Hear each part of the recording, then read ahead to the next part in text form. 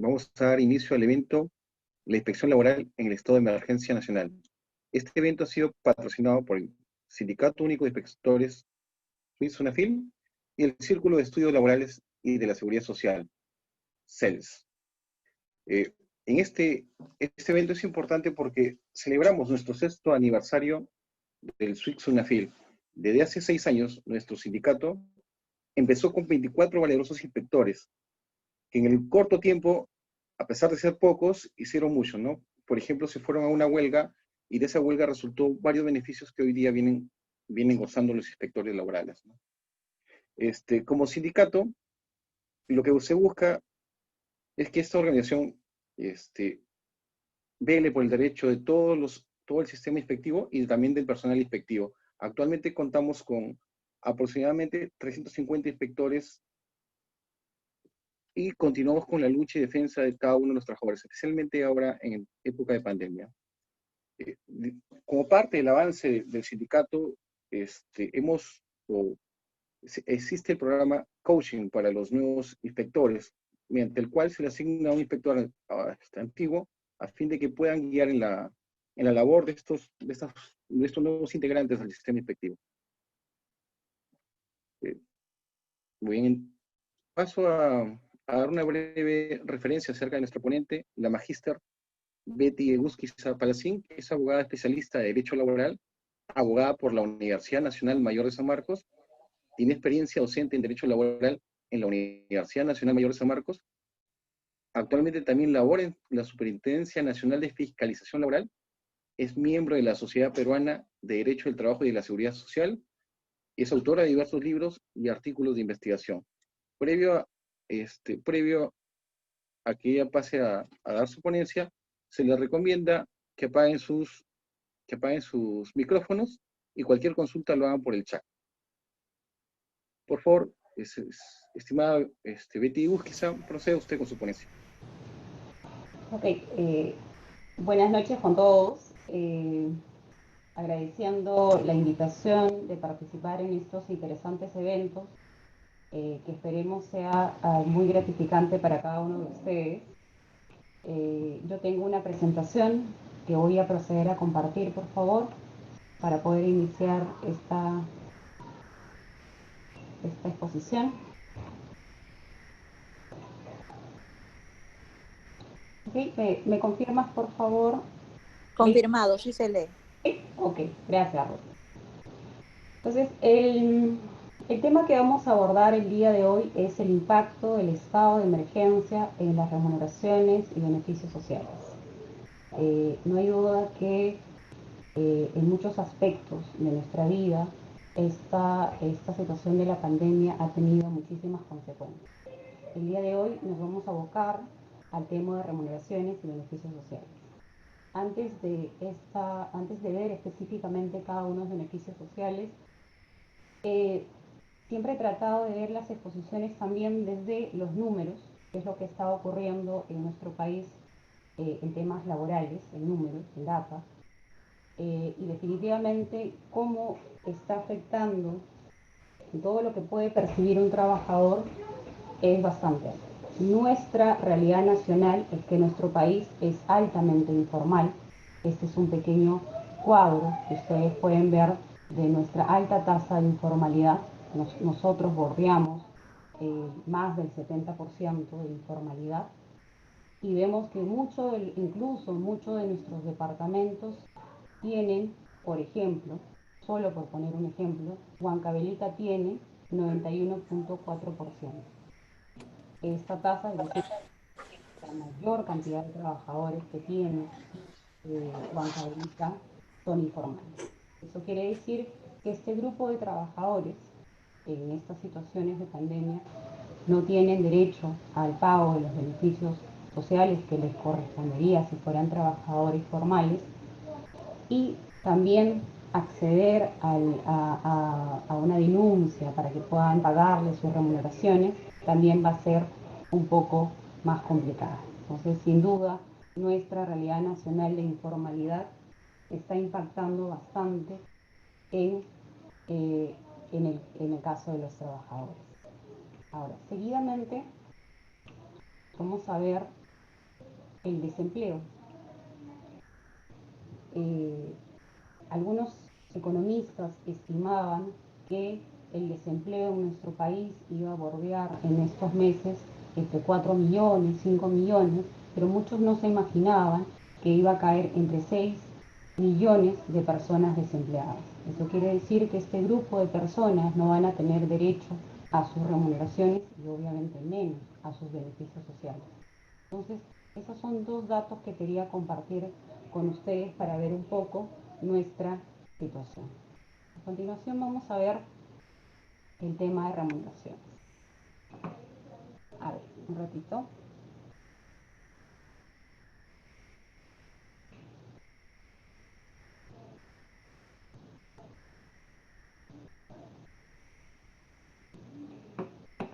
Si nosotros recordamos los primeros decretos de urgencia que se emitieron en el mes de marzo, tenemos el decreto de urgencia 026-2020, en este primero señalaban en su artículo 18 que eran obligaciones del empleador no afectar la naturaleza del vínculo laboral y no afectar la remuneración.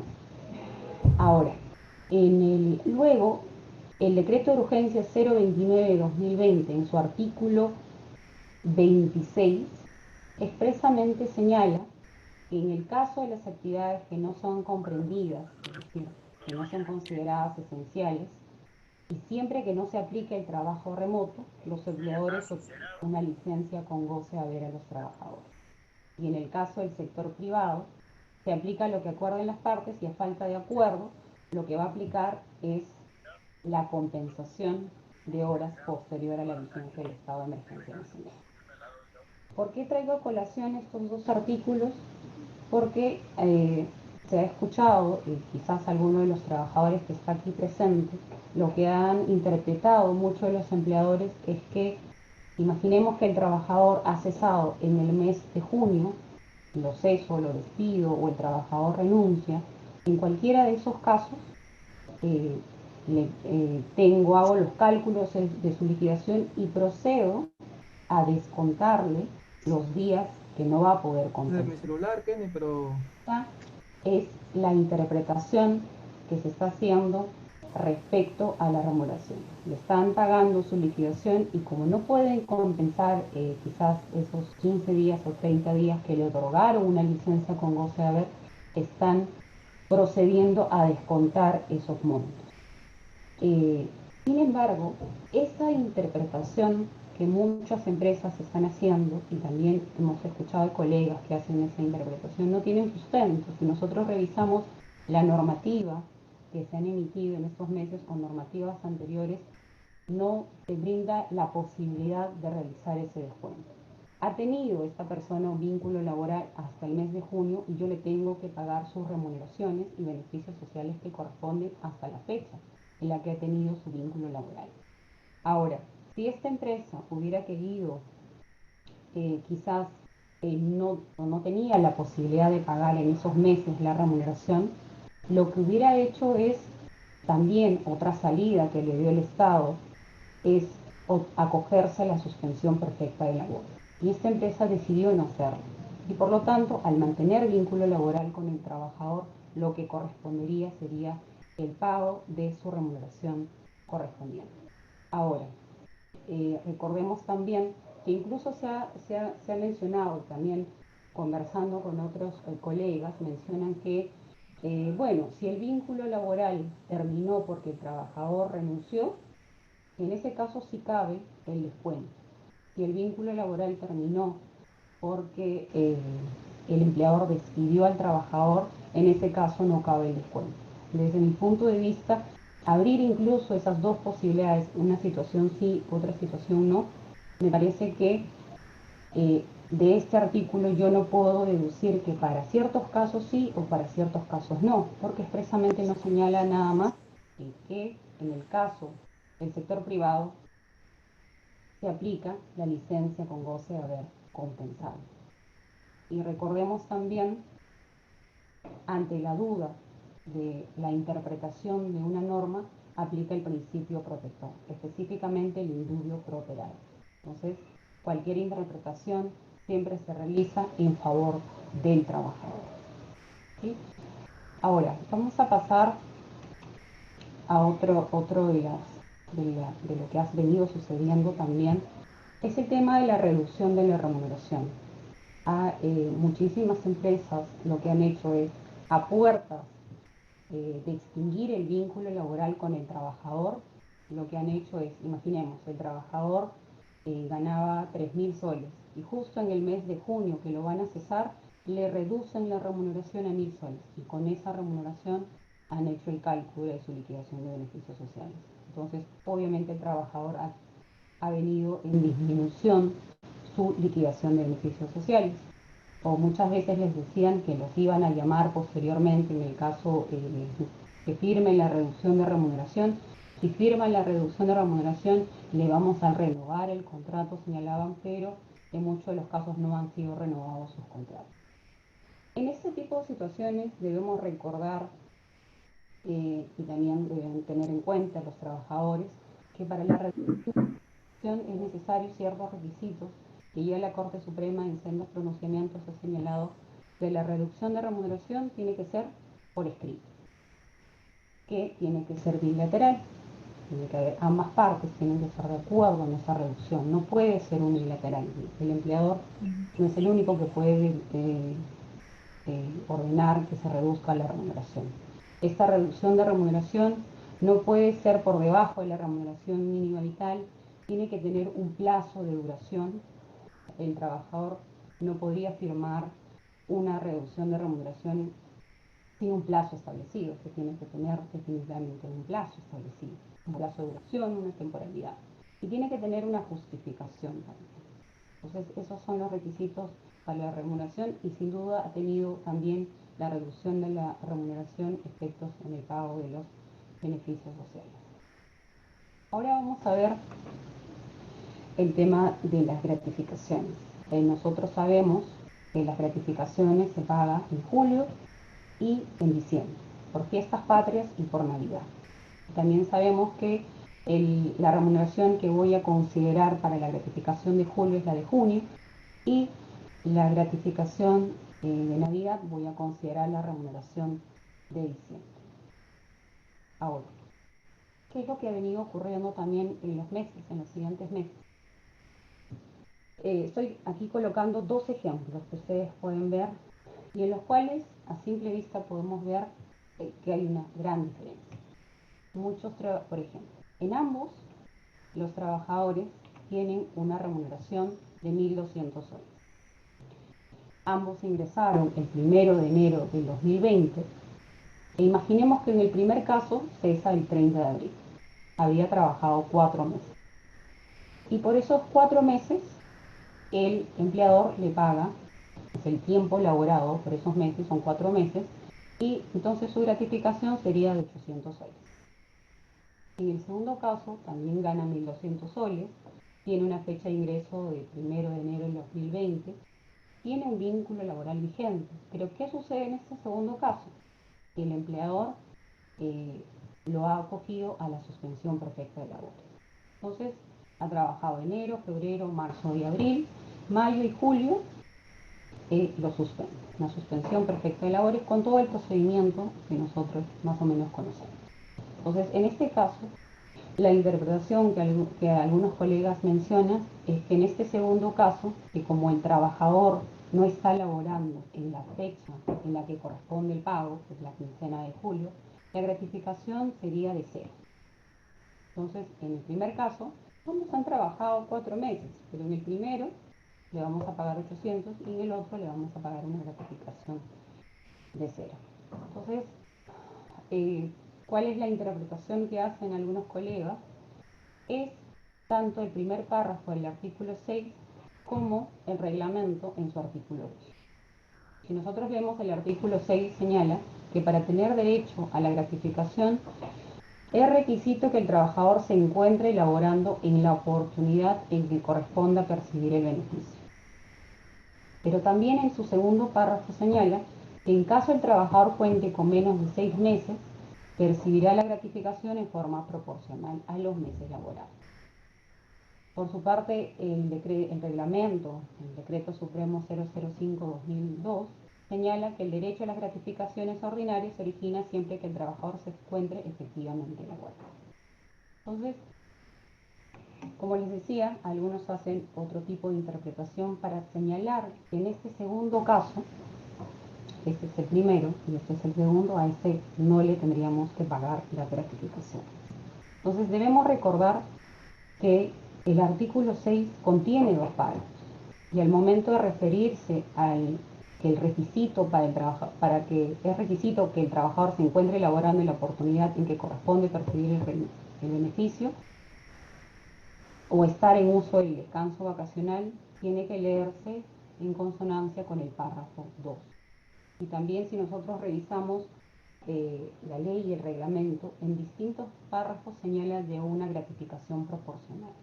Las gratificaciones se pagan en función a los meses que has laborado. Y por lo tanto, si en el segundo caso laboraste 4 meses, igual tendrían que hacerte el depósito por esos 4 meses. Debemos recordar el carácter remunerativo de las gratificaciones y claramente la decisión de suspenderlo al trabajador es decisión del empleador. Aparte de suspenderlo, lo que él quiere hacer es dejar de pagar la gratificación por ese periodo laborado. Sin duda es un claro ejemplo del abuso del derecho, porque es una decisión unilateral del empleador. Y si es que hubiera un tema de interpretación, recordemos nuevamente que toda interpretación siempre se hace en favor del trabajador. Luego tenemos el tema de las vacaciones. En el tema de las vacaciones es otro beneficio que también podría ser mermado en esta época de emergencia, sobre todo en los casos de suspensión perfecta de labores. En el caso de la suspensión de perfecta de labores, imaginemos que nosotros sabemos que nuestra emergencia sanitaria termina el 7 de septiembre, por lo tanto la suspensión perfecta de labores podría prorrogarse hasta octubre, ¿no? Pero que seguramente el Estado lo que va a hacer es seguir ampliando la posibilidad, no lo sabemos, de que se siga dando estas suspensiones perfectas de labores. Entonces, imaginemos que un trabajador ingresa el 1 de enero del 2020 y estuviera con suspensión perfecta hasta el 31 de diciembre de 2020. Fecha de ingreso 1 de enero del 2020 y la suspensión perfecta, imaginemos que inicia en mayo y le hacen prórrogas y esta termina en diciembre. La normativa de vacaciones señala que para tener derecho a las vacaciones, los trabajadores deben haber realizado labor efectiva por lo menos 260 días en un año, en ese periodo. En este caso, este trabajador solamente habría laborado en promedio de enero a abril 120 días. Entonces, no tendría derecho al descanso vacacional. Es decir, para el 2021 no tendría derecho a sus vacaciones. Eso sí es lo que podría ocurrir respecto a las vacaciones. Pero eso sí, debemos recordar que eso no quita el derecho de que este trabajador se le pague la remuneración vacacional trunca, es decir, lo que corresponde a los 4 meses que estuvo laborando. Ahora, otra de las situaciones que se pueden dar ligadas a la suspensión perfecta también es, imaginemos que un trabajador cumple el año siguiente, es decir, los 2 años para que le pueda salir de vacaciones, y sabemos que superado los 2 años tiene derecho a la indemnización vacacional. Por decisión de la empresa decide mandarlo de suspensión perfecta de labores en julio, agosto, e imaginamos que el trabajador solamente tenía hasta julio para salir de vacaciones, pero no puede salir de vacaciones porque está en suspensión perfecta de labores. En ese caso, haber sido una decisión del empleador y que quien decide cuándo sale, cuándo no sale un trabajador de vacaciones, es decisión del empleador. Y por lo tanto, él tendría la obligación de pagar, en este caso puntual, la indemnización vacacional. Ahora, por el tiempo que tenemos también, vamos a comentar un poco, en el caso de la suspensión perfecta, Recordemos los datos estadísticos de las empresas que han solicitado suspensión perfecta de labores, que es un número bastante alto. El 80% de esas empresas son pequeñas empresas. Al ser pequeñas empresas, también creemos que esa es otra de las razones por las cuales el gran porcentaje de pedidos de suspensión perfecta de labores están siendo denegados, porque muchas de esas empresas pequeñas no sabían qué documentos presentar, no presentaban documentos, o de toda la información y gama de documentos iniciales que se tenía que presentar después que ocurrió. De parte del trabajador. Perdón, creo que alguien quería preguntar, pero vamos a terminar la exposición para que puedan realizar sus preguntas. Les comentaba que del grupo de del grupo de empresas que presentó la suspensión perfecta, la mayoría de ellas son pequeñas. Y al ser pequeñas no han tenido una asesoría que corresponde, que sí la tienen las empresas grandes, apoyarse en un abogado o un contador que le diga qué documentos presentar. En el caso de las pequeñas no ha ocurrido eso. Les decía que muchas de ellas no sabían qué documentos presentar y en muchos de los casos no presentaban documentos. Y esa es muchas de las razones por las cuales también se ha denegado la suspensión perfecta de labores. Ese grupo que está siendo en la mayoría denegada y por lo tanto declarada improcedente la suspensión perfecta, respecto de esos trabajadores tendría que pagarse la remuneración que corresponde. Y por lo tanto también todos los beneficios sociales que corresponden por ese periodo que estuvo suspendido. Eso es lo que correspondería respecto a una denegación de suspensión perfecta de labores. Ahora, bueno, tenemos un poco más de tiempo. Quería comentarles también cómo es que viene afectando el tema de remuneraciones y beneficios sociales en unas noticias que hemos escuchado, o quizás muchos trabajadores es lo que están pasando en este momento, ustedes han escuchado de personas que es lo que les está ocurriendo. Muchas empresas están cambiando de razón social. Tienen un nombre comercial similar, nosotros vamos a un lugar y es el mismo nombre comercial y en publicidad también sale el mismo nombre comercial. Pero dicen no, ahora ya no se llama la empresa A, la razón social no es A, la razón social es B. Y por lo tanto, esa empresa no sabemos dónde se encuentra y esa empresa muy posiblemente entre a liquidación. ¿Sí? Si bien es cierto, nosotros estamos viendo que funciona en el mismo lugar, quizás incluso como trabajadores sabemos que son los mismos bienes, pero la empresa dice no, esa empresa ya muy pronto va a entrar a liquidación o esta es otra razón social, reclámale la otra empresa, ¿no? Eso es lo que está ocurriendo muchas veces para no pagar la remuneración y los beneficios sociales a los trabajadores. Entonces, ¿cuál es el mecanismo que tendrían en todo caso los trabajadores en estas circunstancias? Dentro de la inspección está regulado el cierre del centro de trabajo. Les voy a comentar un poco, esto es una investigación que hice en el año 2018 para una ponencia que presenté en el Congreso de Derecho Laboral en Chiclayo en el año 2018, y es básicamente el cierre del centro de trabajo. Entonces, ¿cómo funciona el cierre del centro de trabajo? La SUNAFIL emite una orden de inspección de verificación de cierre del centro de trabajo y según la normativa, que es la directiva esta que encontramos aquí, el plazo es bastante corto, es de 6 días, y tiene que iniciarlo en el día de recibido esta verificación, esta orden de verificación de cierre del centro de trabajo. Una vez que esta acta de verificación de cierre del centro de trabajo se emite, ¿qué es lo que puede hacer el trabajador? Con esa acta puede solicitar ante el Poder Judicial una medida cautelar de embargo de los bienes del empleador. Embargo de los bienes del empleador antes que se convierta en la razón social B, antes que empiece a liquidar la empresa. Si nosotros fuéramos a un proceso judicial común, en el cual, por ejemplo, la empresa no me paga mis beneficios sociales, yo tendría como trabajador que presentar mi demanda por pago de beneficios sociales, y hasta que admita mi demanda de pago de beneficios sociales tiene que tomar un tiempo para que yo pueda presentar mi medida cautelar. y eso va a demorar mucho más. Y nosotros sabemos que el Poder Judicial también tiene bastantes retrasos por todos los meses que no ha podido funcionar, la carga ha sido mucho mayor. Muchos trabajadores también están presentando sus demandas. Y por lo tanto, hasta que me emitan la demanda y hasta que emitan la resolución de medida cautelar va a tomar bastante tiempo.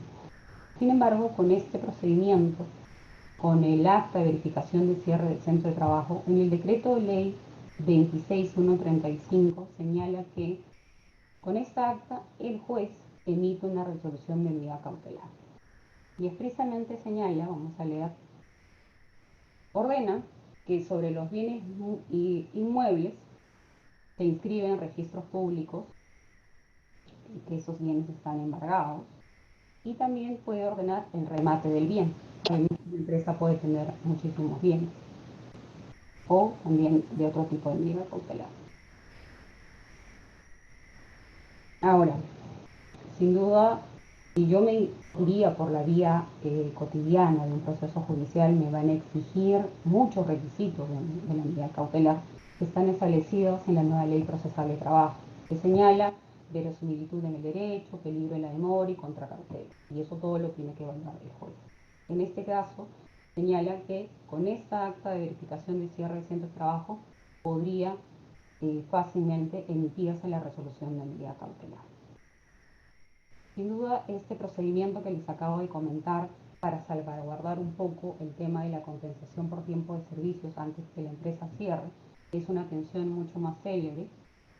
Incluso el inspector podría señalar la existencia de fraude en la transformación empresarial, básicamente para no pagar los beneficios sociales al trabajador. Y adicionalmente, sin duda, esta normativa, esta regulación sobre el cierre del centro de trabajo podría no solamente limitarse al tema de compensación por tiempo de servicio, sería ideal que se pueda abrir a otros beneficios, al tema de la remuneración, pero que la conjunción de este procedimiento inspectivo especial y el proceso judicial puede ayudar al cobro mucho más rápido de las remuneraciones y beneficios de los trabajadores. Entonces, esa ha sido mi presentación. Creo que he abordado los temas que tenían que ver ligados a esta presentación. No sé, Ruth, si es que tienen alguna pregunta, porque he tratado de hacerlo de la forma más concisa posible para poder absolver las preguntas que tengan.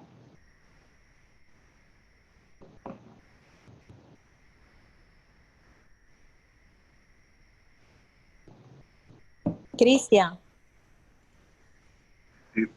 ¿Qué tal? Muy amable, doctora Gusquiza, le agradezco la ponencia. Usted puede ver en el chat, hay algunas preguntas de los participantes. Ok, sí, Cristian. Sí, ¿podría apoyarnos con el tema de las preguntas de los participantes en el chat? Sí, claro, Cristian. Entonces, la primera pregunta, Gracias. vamos a proceder a absolver algunas preguntas que tiene el público.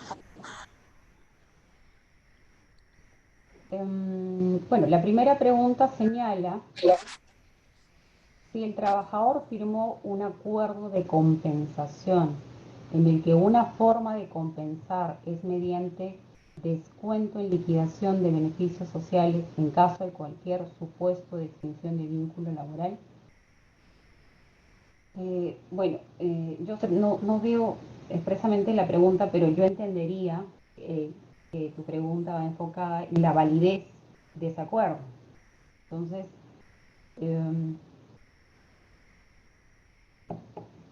ahora, en el caso de, recordemos que los derechos laborales son irrenunciables. Si alguien te obligara a renunciar a lo que te corresponde por ley, ese acuerdo sería inválido. Prácticamente le están señalando en este documento que el trabajador, acepta que no se le paguen sus beneficios sociales. Y eso estaría contraviniendo este principio que se llama irrenunciabilidad de derechos. Luego tenemos la pregunta de Gabriel, que señala Mi empleador nos ha reducido 10% de nuestros saberes por junio, julio y agosto, para devolvernos en marzo del otro año. Por otro lado, los beneficios por convenio colectivo ya firmados no quieren pagarlos, argumentan que no hay dinero.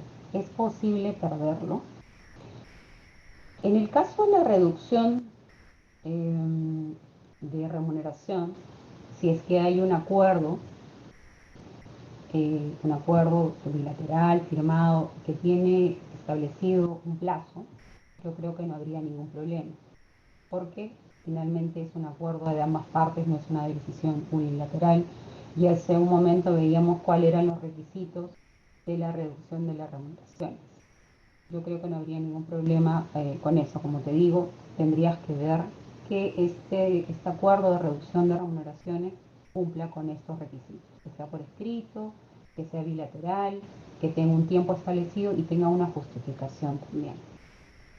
En el caso de los convenios colectivos ya firmados, en realidad no se ha emitido una norma que señale expresamente que los convenios colectivos en esta época de pandemia, los beneficios, eh, los beneficios que has podido obtener de los convenios colectivos dejen de pagarse, están suspendidos hasta el otro año.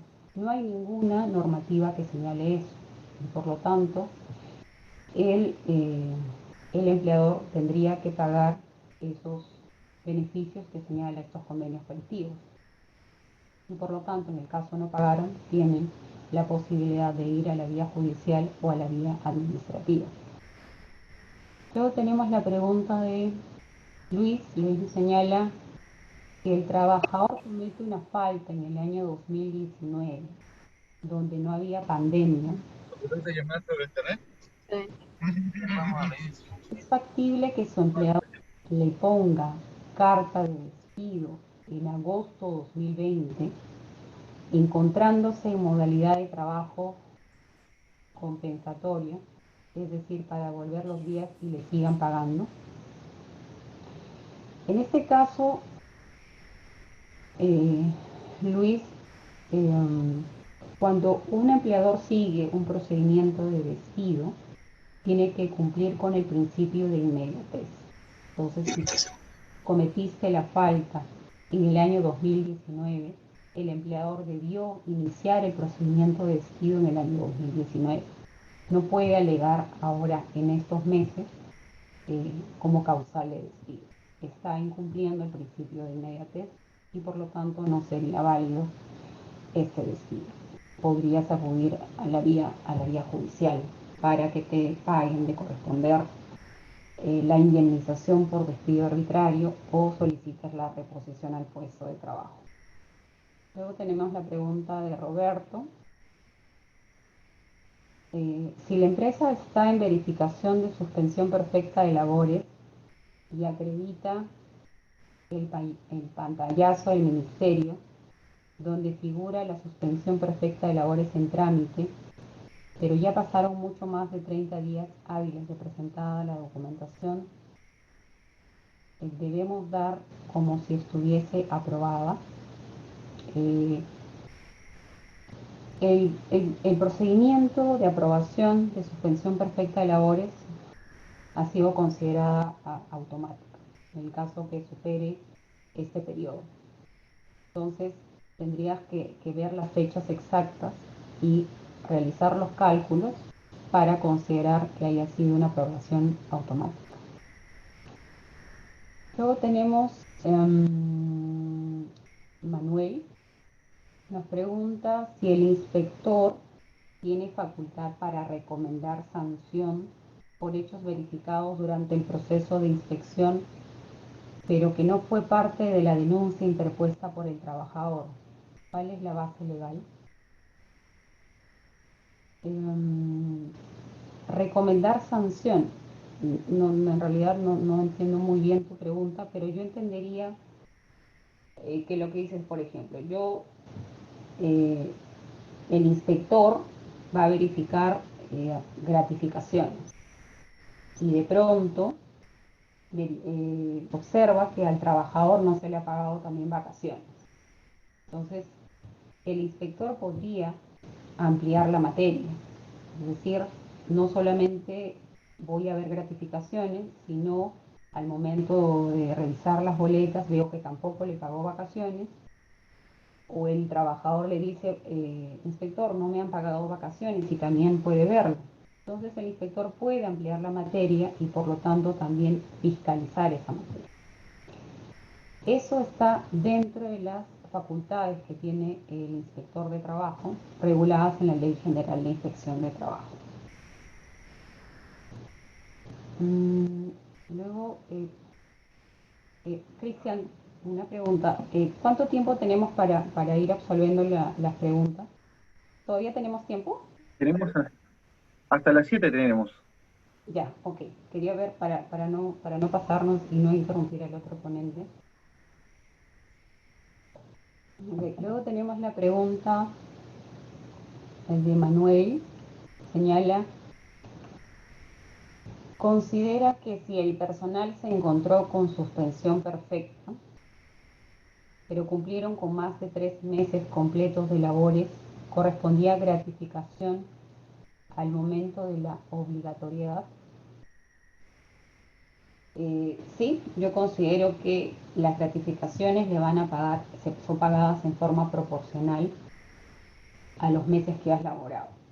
Y por lo tanto, si es que ese trabajador estuvo laborando quizás enero, febrero y marzo, o en general 3 meses, sí le corresponde pagar la gratificación proporcional en el mes, la quincena de julio, que es la fecha en la que correspondería el pago.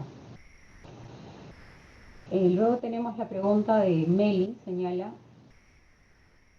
¿es válida una suspensión perfecta de labores suscrita por mutuo acuerdo con el trabajador y no seguir el procedimiento que establece el decreto de urgencia 038?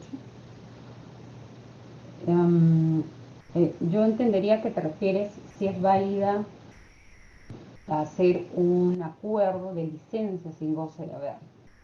Entonces, desde mi punto de vista, si nosotros recordamos lo que se señala en el decreto de urgencia 038, al igual que los artículos que hemos revisado para el tema de las remuneraciones, casi tienen similar tenor, que es no afectar la naturaleza, el vínculo laboral y la remuneración. Entonces, en el decreto de urgencia 038 señala casi lo mismo, ¿no?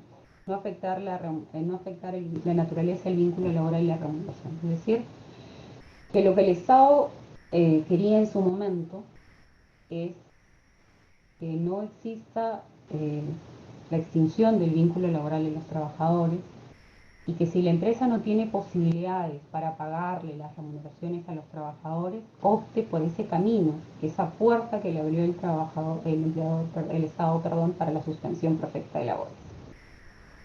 Entonces, y además, por el camino de la suspensión perfecta, recuerden que los trabajadores tienen derecho a una prestación económica en el caso de la suspensión perfecta sea declarada procedente.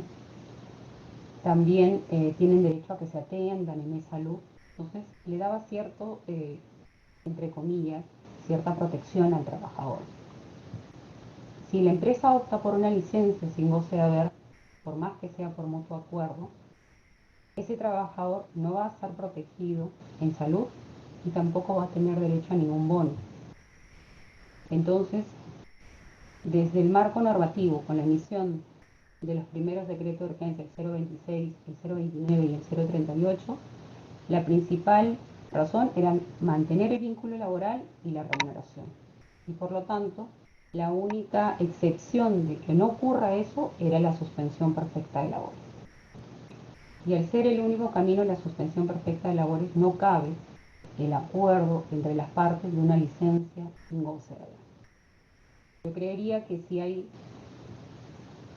trabajadores que les han hecho firmar una licencia una licencia sin goce de haber, válidamente podrían ir a la vía judicial o a la vía administrativa, porque esas licencias sin goce de haber serían ilegales.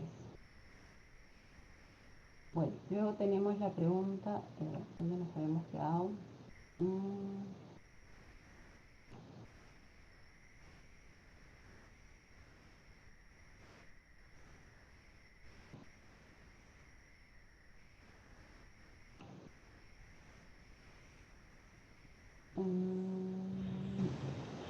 Meli nos pregunta si un trabajador gozó de licencia con goce por esta pandemia, sin embargo, se extinguió su vínculo laboral y no pudo compensar las horas dejadas de laborar.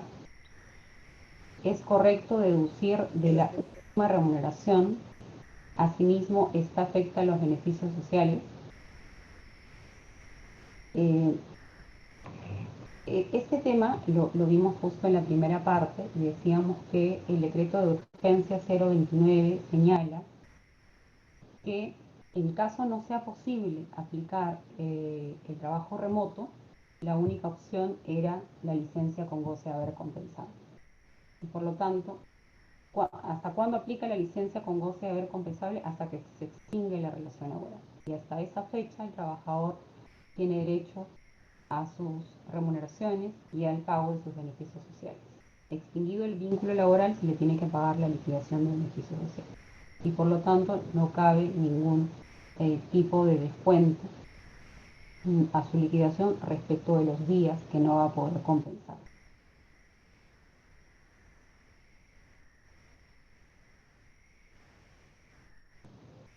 Luego nos pregunta Johan, el respaldo al trabajador en un supuesto de suspensión perfecta de labores al que hace mención, ¿cuál es el respaldo económico para los trabajadores del sector privado?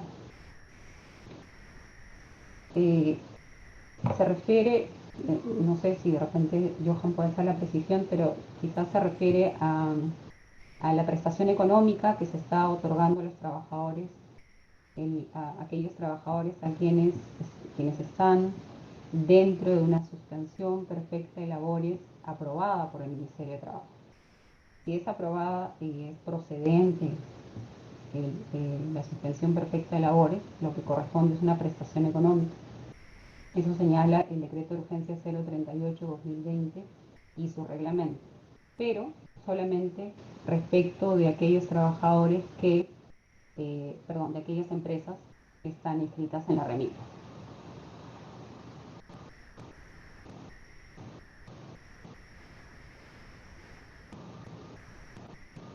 Bueno, luego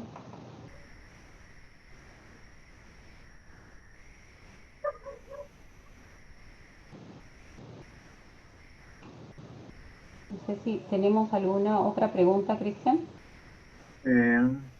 A ver, creo que tengo una de Jorge. Sí, la última, sí, me parece la última. Ok. Jorge menciona el trabajador que terminó su vínculo laboral por jubilación en el mes de julio y estuvo gozando de licencia con goce de haber, ¿se le puede descontar de sus beneficios sociales los días que no ha compensado? Bueno, es una pregunta que nos hicieron hace un momento también. Como les comentaba, en la exposición tenía la posición de que no hay posibilidad de descontar de la liquidación de beneficios sociales los días que no se ha podido compensar. Luego tenemos la pregunta de Josefina, ¿cómo está atendiendo SUNAFIL las denuncias de los trabajadores?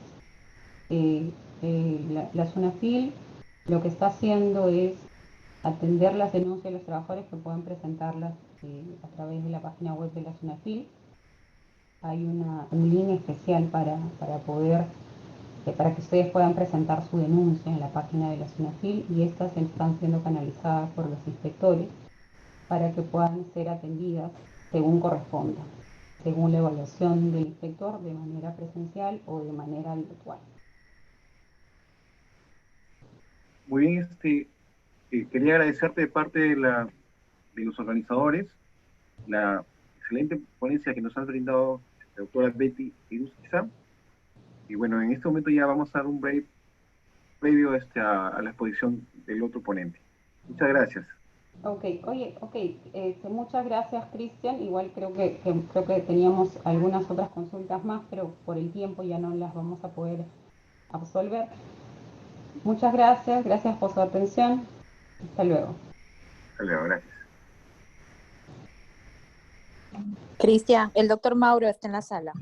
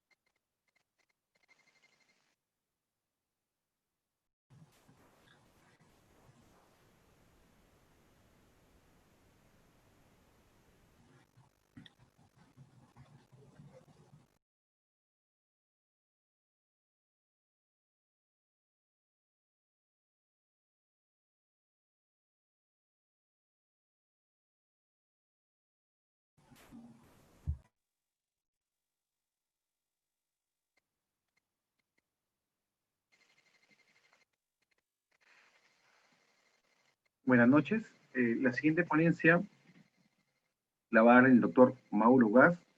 Él es abogado por la Pontificia Universidad Católica del Perú, máster en Recursos Humanos en EA Business School, docente de pre y posgrado de la Pontificia Universidad Católica del Perú y socio laboral de Ernst Young.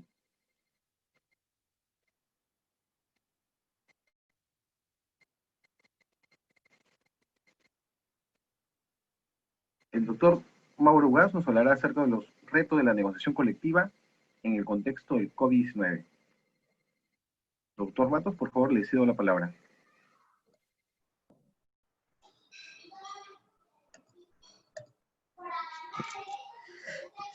Buenas noches a todos. Muchas gracias por la invitación a este evento. Muy agradecido a todos ustedes, además, por estar ahí. Hoy día me han solicitado hablar acerca de los retos de la negociación colectiva en el escenario actual de la pandemia. Es una situación muy compleja para todos, seguramente, y en primer lugar me gustaría iniciar esta exposición señalando que espero que todos se encuentren bien de salud, tanto ustedes como sus familiares. Respecto a los retos que involucra la pandemia respecto a la libertad sindical, un primer tema importante sobre el cual me gustaría conversar con ustedes es acerca del contexto, el contexto del punto de vista laboral que involucra esta situación de emergencia. Luego, ¿cuál ha sido la respuesta del Estado frente al contexto de emergencia sanitaria relacionado al tema sindical? Y finalmente, ¿cuáles son las conclusiones y recomendaciones que estaríamos de alguna manera nosotros compartiendo en esta situación particular? El contexto, ¿no?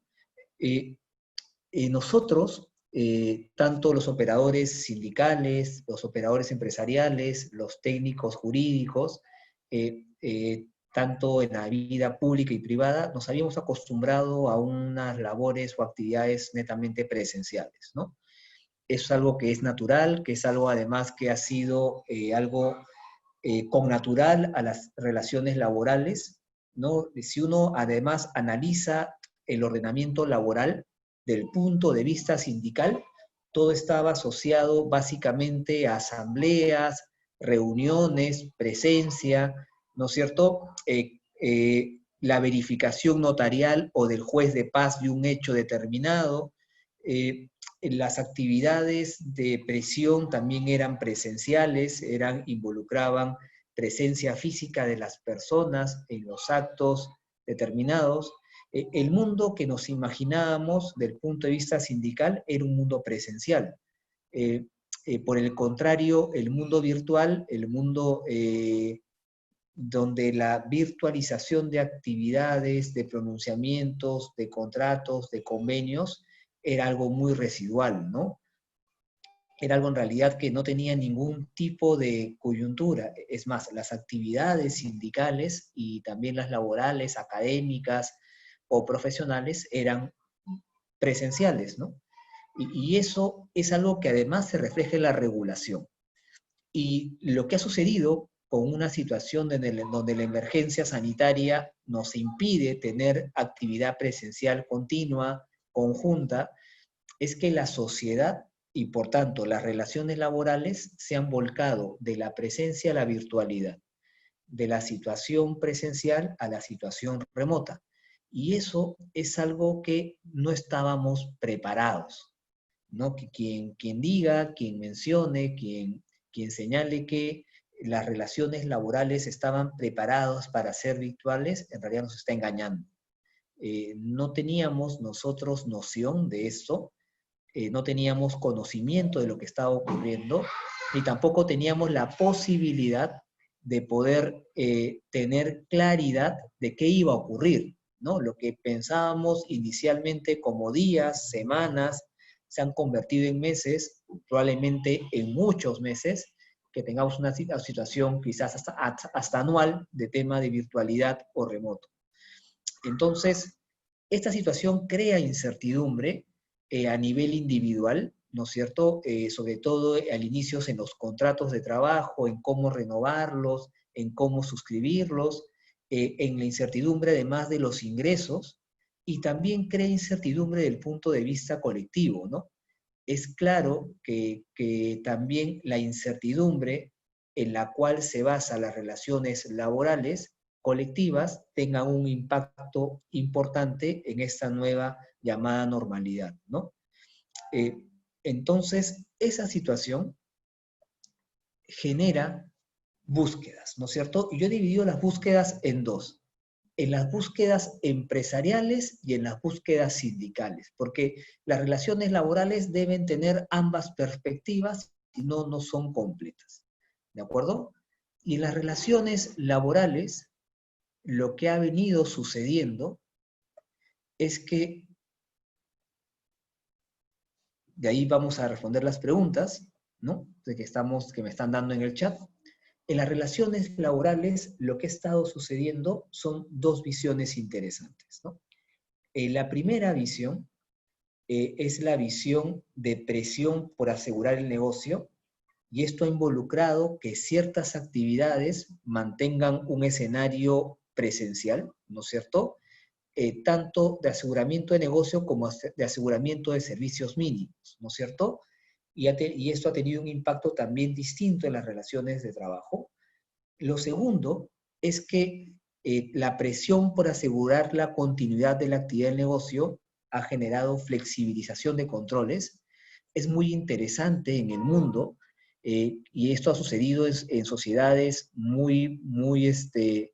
y que tienen una industrialización muy alta, como es China, como es la India, como es además Inglaterra, España o Italia, que los controles respecto a las actividades de los trabajadores ha tenido un impacto muy, muy importante en la flexibilidad. Y esto, ¿cómo se explica, no? De que el tráfico en las redes sociales, de contextos de engaños, de contextos de fraudes cibernéticos, ha subido el triple y el cuádruple, ¿no? En el Perú hemos también sido testigos de esto, de cómo habían correos electrónicos tratando de engañar a las personas respecto al pago de bonos para obtener sus claves o tener también ingresos. Entonces eso es algo que ha ocurrido en todo el mundo. Se han flexibilizado los controles en las redes sociales y ha aparecido redes sociales nocivas, tanto para el ciudadano de a pie como para el trabajador o como para las empresas. Lo tema importante es el impacto en la caja, ¿no? Claramente esto hay que diferenciarlo en función de actividades. Si yo seguía operando, el impacto de caja iba a ser menor. Si yo no operaba, el impacto de caja iba a ser obviamente importante, ¿no? La caja no es igual al patrimonio, es algo interesante. Yo puedo tener un domicilio, puedo tener un automóvil, puedo tener esto como patrimonio y sin embargo en el bolsillo no tener ningún centavo, ¿no? Igual funciona en las empresas, ¿no? Las empresas pueden tener patrimonio, pero no tienen caja. ¿La caja cómo se obtiene? De los recursos que son del estipendio, de la venta de sus servicios o bienes. Entonces hay actividades que han sido más golpeadas que otras, ¿no? Y eso es algo que es natural en esta situación, ¿no? Yo no puedo comparar una actividad farmacéutica, por ejemplo, a una actividad al inicio de la pandemia de restaurantes y bares, donde claramente una seguía funcionando y otra no funcionaba, ¿no es cierto? En una podría haber problemas de caja, de fluido de liquidez de dinero, en otras no, ¿no es cierto? Y lo otro es el tema de gastos, ¿no? Hay la discusión siempre en los temas de recursos humanos, si los temas laborales son inversiones o son gastos, ¿no es cierto? Y dependerá mucho de cuál sea la idiosincrasia empresarial. Hay quienes lo ven como inversión, hay quienes lo ven como gasto, pero lo que es claro es que o hay menos inversión o hay menos gasto en una situación como esta, y eso definitivamente golpea en la expectativa legítima que tienen los trabajadores de mantener ingresos a través de la negociación o a través también del acuerdo individual de sus contratos de trabajo. Y esto además tiene que tener un impacto en lo que llamamos las acciones de seguridad y salud en el trabajo, ¿no? Si la única manera de poder admitir, de poder tener la habilitación para seguir trabajando es cumpliendo los requisitos y protocolos que el Estado ha señalado, pues esto generaba automáticamente que las empresas, por la presión de mantener la actividad, por la presión de mantener la continuidad, ¿no es cierto?, tuvieran que ajustarse a los parámetros previstos por la legislación en materia de salud y seguridad. Entonces, del punto de vista empresarial, hay tres focos muy importantes, ¿no es cierto? Presión por mantener la actividad, por un lado. Por otro lado, flexibilizar controles, sobre todo en el trabajo remoto, tener menos impacto en los temas operativos de caja de monetaria o de gasto o inversión, y por otro lado el cumplimiento de las normas laborales en materia de salud y seguridad.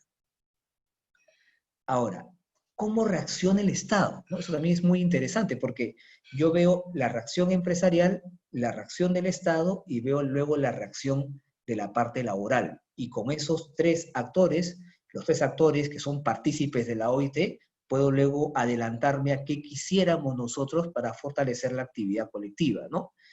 El Estado reacciona inicialmente con una premisa, ¿no?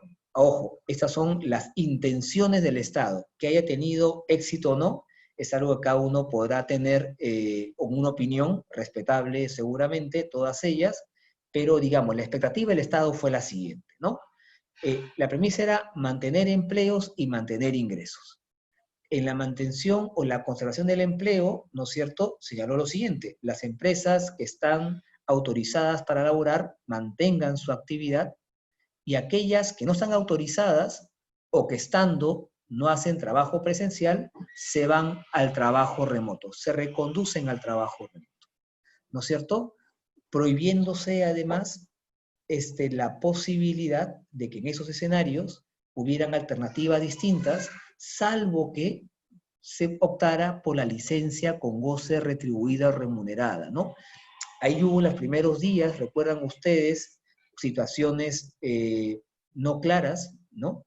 Donde algunos decían, los trabajadores, si no pueden hacer trabajo remoto, pueden ir a vacaciones, ¿no es cierto? Cosa que en verdad luego la norma aclaró, ¿no es cierto?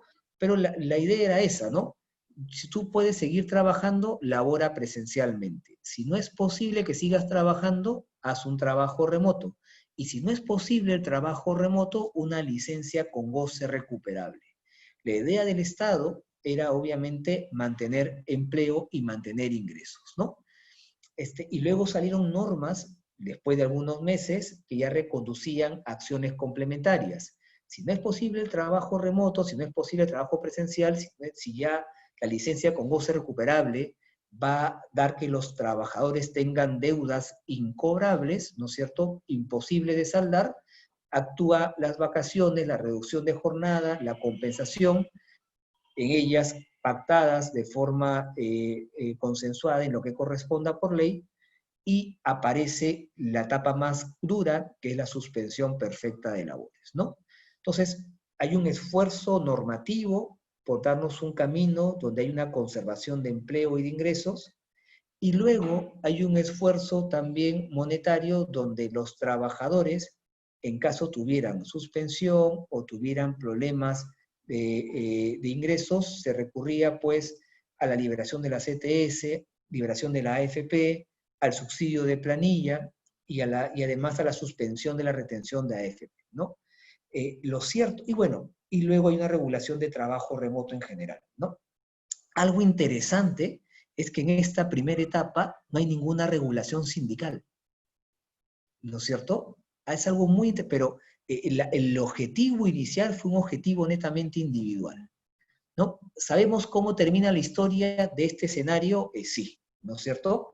Lo que ha existido en el marco laboral es la supresión de millones de puestos de trabajo. Lamentablemente, la expectativa inicial de mantener ingresos y mantener empleos, en la realidad no ha tenido un impacto que el Estado esperara, ¿no? Y básicamente podemos apreciar que ahí hay tres motivos estructurales, ¿no? El primero es el contrato temporal. Si bien es cierto, ¿no es cierto?, existía la posibilidad de la conservación del empleo, el esquema que he explicado muy concisamente estaba teniendo como premisa el esquema de vinculación indefinida, no el esquema de vinculación temporal, ¿no? En otros países, por ejemplo España, se estableció un mecanismo de inhabilitar la no renovación de contratos temporales. En el caso peruano eso no hubo. Entonces, un primer tema que se abrió fue que había la posibilidad de no renovación, obviamente, de aquellos contratos que estaban sustentados válidamente, ¿no?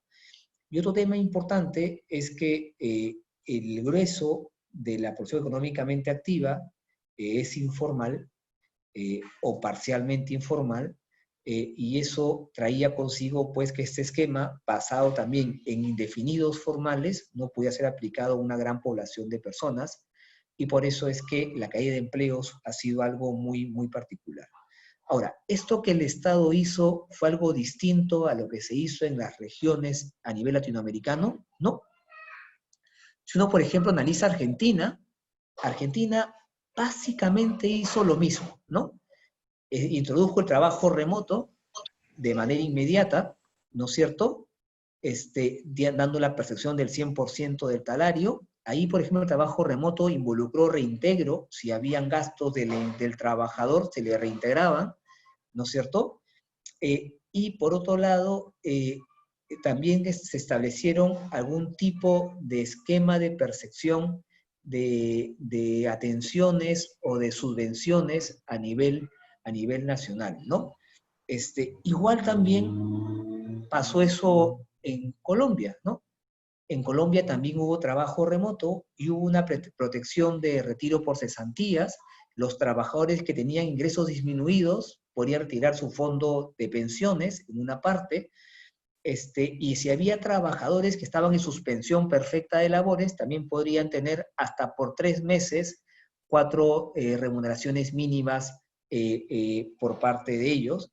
Y los empleadores también tenían un subsidio de nómina, como pasó en el Perú, de un 20%, en mayo y en julio. En el Perú fue 35%. Entonces, esto también ocurre en México, ¿no? En México, ahí en realidad lo que tuvieron fue primero un mapa epidemiológico para que las actividades de ciertas regiones se suspendieran o se habilitaran.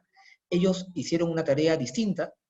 Más que dar beneficios, lo que hicieron es, oye, yo lo que necesito es que las empresas y entidades públicas trabajen, así que veamos dónde estoy mejor, si estoy en verde, ámbar o en rojo. Si en rojo paras hasta volverte verde o ámbar, y vamos teniendo actividades que se van apagando, prendiendo en función de cómo está el escenario de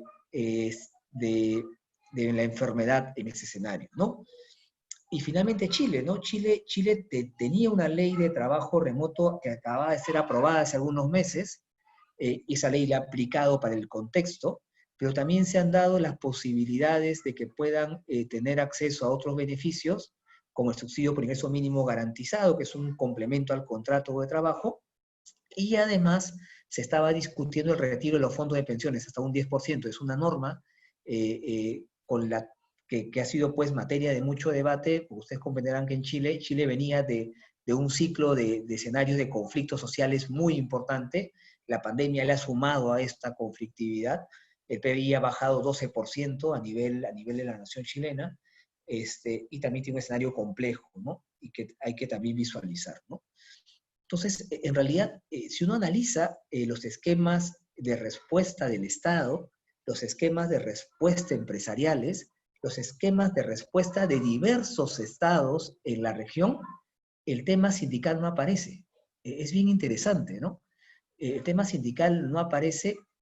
Es más, yo me atrevería a decir que brilla por la ausencia, porque inicialmente se ha enfocado más en el individuo, más en la persona, en los ingresos individuales, más que en el escenario de conflicto o convenciones colectivas. Y esa ausencia o esa falta de integración de ese escenario se repite en las legislaciones que hemos observado, que son pares en América Latina con el sistema peruano, ¿no es cierto? Brasil es lo mismo. Ahí también, a pesar de que existe una situación muy fuerte sindical, ustedes comprenderán que en Brasil también se ha establecido el teletrabajo como regla, aquellas actividades que no requieren ser presenciales, y también existe una reducción de las contribuciones a los aportes personales en algunos meses, y las posibilidades de adelantar vacaciones o descansos para que los trabajadores mantengan sus ingresos y no estén en suspensión perfecta de labores, ¿no es cierto? Ahora, pasaron los meses y empezaron a aparecer respuestas del Estado a los conflictos sindicales, ¿no? Pero para eso hay que tener una premisa, ¿no? Hemos visto qué buscaban las empresas, hemos visto qué ha hecho el Estado, con su, creo yo, compromiso de mantener ingresos y mantener también empleos, con los resultados que todos conocemos, que quizás no han sido los mejores, pero cómo se ha afinado la mirada sindical, ¿no es cierto? Y yo creo que ahí hay un tema que cuando ocurren situaciones conflictivas, cuando ocurren situaciones límites, como la que estamos viviendo, en mi experiencia, o por lo menos lo que la doctrina usualmente hace es volver a los orígenes, ¿no es cierto? En situaciones límites, en situaciones complejas, en situaciones drásticas como la que estamos viviendo, lo que hay que pensar es en verdad pensar, pero volviendo al origen para ver si la fecha se mantiene en el mismo lugar o hay que dirigirla a otro lado, ¿no es cierto? Y la premisa de la libertad sindical, ¿no es cierto? La premisa de toda la vida es tener una relación de coordinación con la empresa, ¿no? El derecho laboral nace, surge, existe, se propaga cuando se da cuenta el Estado de que el trabajador y el empleador no son pares, no son del punto de vista del poder negocial, no tienen equivalencia, ¿no es cierto? El trabajador y el empleador no tienen las mismas armas o recursos para negociar en condiciones de igualdad. Así que nace el derecho del trabajo para compensar esa desigualdad. Y la manera de compensar la desigualdad es otorgándole al trabajador ciertos derechos mínimos que le permitan compensar la desigualdad que tiene con el empleador. Pero el agente que permite compensar esa desigualdad de manera más eficiente, técnicamente hablando, es el sindicato, quien tendrá que pactar por encima de lo que diga la ley, ¿no es cierto? O creando instituciones nuevas. Esa es la expectativa y esa es la finalidad de cualquier sindicato. Pues bien, el fortalecimiento del sindicato en este contexto, ¿no es cierto?, es ese, ¿no? Cómo fortalecer la actividad sindical, cómo fortalecer ser un agente de compensación de la desigualdad negocial en un contexto como el actual. ¿De acuerdo? Y para eso, lo que la doctrina nos dice es que existen dos tipos de conflicto, ¿no es cierto? La actividad sindical tiene dos tipos de conflicto, los llamados conflictos de interpretación y los llamados conflictos de reglamentación. ¿De acuerdo? ¿Qué es un conflicto de interpretación o también llamado de aplicación? Es el conflicto donde busco la aplicación de una norma. Por ejemplo, no estoy de acuerdo con la suspensión perfecta de labores que la empresa ha iniciado, porque a mi criterio no cumple con los requisitos legales previstos. Entonces, ¿qué puedo hacer frente a eso? Puedo exigirle a un juez, ¿no es cierto?, que revise la inspección, que revise el pronunciamiento, la autoridad, ¿no es cierto?, que revise los requisitos previstos para una suspensión perfecta, porque lo que a mí me interesa es que se aplique la norma. Y esa aplicación de la norma tendrá como consecuencia que un tercero competente técnicamente, con además coercibilidad, con imperatividad para aplicar la norma, ¿no es cierto?, busque si la norma ha sido correcta en su aplicación, y el agente sindical le podrá pedir a la autoridad judicial que busque la aplicación correcta de la norma. Acá lo interesante es que la norma, lo que se busca en los conflictos de aplicación es que se aplique la norma correctamente, no se busca impugnar la norma, no se busca objetar la norma, no se busca modificar la norma, sino que se busca que la norma se aplique correctamente, ¿de acuerdo? Y ahí el papel más importante del sindicato es ser fiscalizador. El sindicato lo que tendrá que hacer es verificar si la empresa está cumpliendo objetivamente la norma, si el empleador está cumpliendo objetivamente la norma, si la institución está cumpliendo la norma laboral, y cuando no lo haya, podrá generar un conflicto de aplicación. ¿De acuerdo? Pero ojo, no todos los conflictos, ¿no es cierto?, van a poder ser de aplicación. Habrán conflictos donde yo no tenga la intención de que la norma laboral se aplique, sino lo que quiero es que exista una nueva normativa que se aplique al centro de trabajo, ¿no es cierto? Es decir, por ejemplo, yo sé que la ley laboral dice que en caso de desaveniencia, en caso de que no haya consenso en mis días de vacaciones, quien tiene, ¿no es cierto?, la facultad para decirme qué día salgo de vacaciones es la empresa. Eso dice la norma laboral. Perfecto. Yo quiero que en mi centro de trabajo exista una norma que diga que las vacaciones van a ser reguladas por el empleador y por el trabajador a través de un convenio colectivo. Ahí lo que existe es la creación de una norma. Y la creación de una norma lo que hace precisamente es convocar al sindicato como una situación, como un agente de conflictos de reglamentación, ¿no? Los conflictos de reglamentación son aquellos conflictos donde se busca de manera legítima crear normas para ser aplicables al centro de trabajo. ¿De acuerdo? Esos son históricamente los dos conflictos en los cuales actúa un sindicato. ¿De acuerdo? Esa situación, que de por sí son importantes y son fundacionales, ahora hay que repensarlas en el actual contexto del COVID-19, ¿no es cierto? Lo importante es que los intereses o los objetivos que ha tenido un sindicato históricamente tengan que ser ahora trasladados a un escenario como el actual. Porque repensar en el fortalecimiento del sindicato, que duda cabe, es pensar en sus orígenes. Entonces, lo que tiene que hacer un organismo sindical, ¿no es cierto?, legítimamente hablando, es, primero, fiscalizar el cumplimiento de la norma laboral y luego propiciar un escenario de negociación en el escenario actual, ¿no es cierto?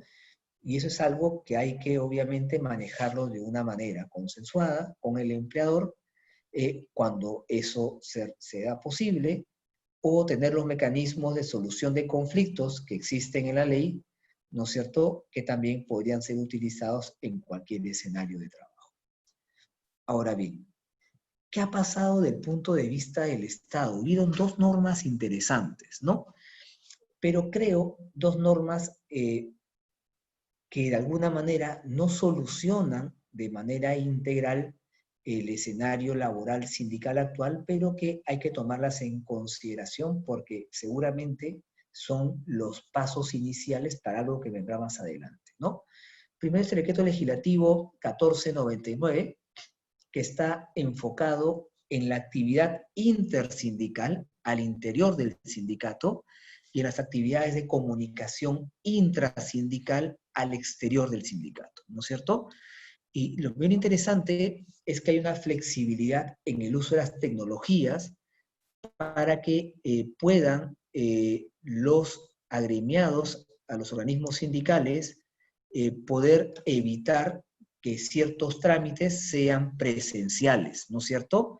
Por ejemplo, la alteración o modificación del estatuto puede utilizar vías tecnológicas de correo electrónico, mensajería instantánea, etcétera, la designación o cambio o alteración de junta directiva, ¿no es cierto?, o la configuración o implementación de un organismo sindical, ¿no?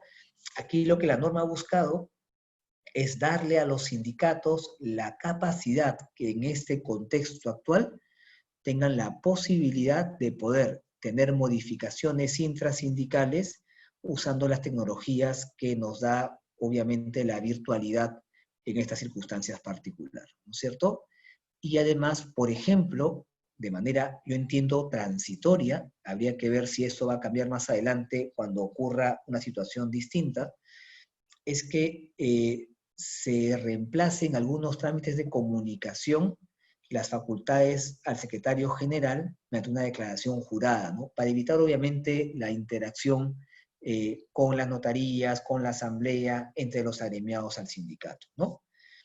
Igual, los supuestos de donde el sindicato le comunica al empleador el pliego de reclamos, el cambio de la junta directiva, la renuncia o expulsión de algún miembro, la cuota sindical o servicios mínimos, sea, toda la interrelación entre sindicato y empresa puede también darse de forma virtual, ¿no es cierto? Esto ya se venía dando, no es ninguna novedad. Alguien que haya visto actividades sindicales en estos meses sabe de antemano que la única manera de comunicarse ha sido a través de las vías remotas, vías virtuales, pero sí es interesante que la norma lo haya permitido, ¿no? La pregunta es, ¿esto de aquí tendrá nociones de ser permanente? ¿Va a ser el futuro inmediato? ¿No es cierto? ¿O será algo solamente concentrado en la actividad que exista por la emergencia sanitaria, ¿no? Y lo digo ¿por qué, no? Porque hoy en día tenemos un evento como este, el cual estoy muy gratamente de estar aquí con ustedes, pero es un evento que es virtual, ¿no? Lo normal sería que sea presencial, previo al COVID. Pero todos los agentes de eficiencia que tenemos con este evento, desde el transporte, desde la posibilidad de además tenerlo replicado a nivel nacional, no solamente en un lugar específico, de inmediatez, son, ¿verdad?, muy encomiables, ¿no? Y quizás esa situación vaya más adelante a ser más usual de la que pensaríamos que podría ser, ¿no? ¿Por qué no la actividad sindical tendría también nociones de permanecer en la virtualidad, ¿no? Y piensen en casos interesantes, ¿no? Pensemos, por ejemplo, en a veces yo sé que una negociación presencial no es igual que una virtual, pero una mixtura de ellos no sería algo descabellado, ¿no? Sobre todo cuando tenemos personas que son parte de un sindicato en diferentes localidades del país. Y podría haber un escenario interesante de interacción con las empresas o instituciones, con sus organismos sindicales, ¿no es cierto? El uso de correo electrónico, que además debe ser una situación interesante, ha significado en estos escenarios un escenario de comunicación directa con el empleador o con el sindicato de forma indistinta, que la norma ahora además la ha acogido, ¿no? Y yo no repararía pensando en que ojalá una vacuna llegue pronto, pero que la implementación de ella va a durar un tiempo que va a ser estimable en verdad, no creo que sea un corto plazo, nos vaya a dar a nosotros la posibilidad de cambiar nuestros hábitos, ¿no?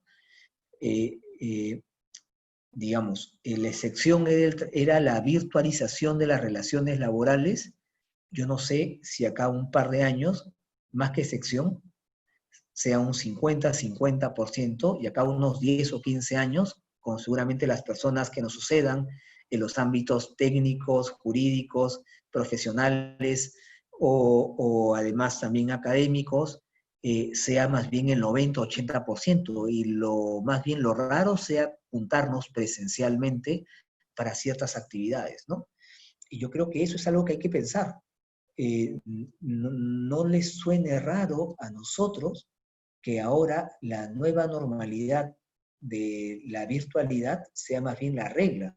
Se calcula que hemos avanzado en temas virtuales a nivel de relaciones profesionales 5 años. O sea, estamos viviendo lo que probablemente hubiéramos vivido hace 5 años, con una realidad mucho más virtual que presencial, a nivel mundial además, ¿no? Y eso no escapa, ¿no? El derecho del trabajo tiene un pecado. Durante toda su historia regulatoria, siempre llega tarde a los acontecimientos tecnológicos o sociales. Es algo que nos ha pasado siempre.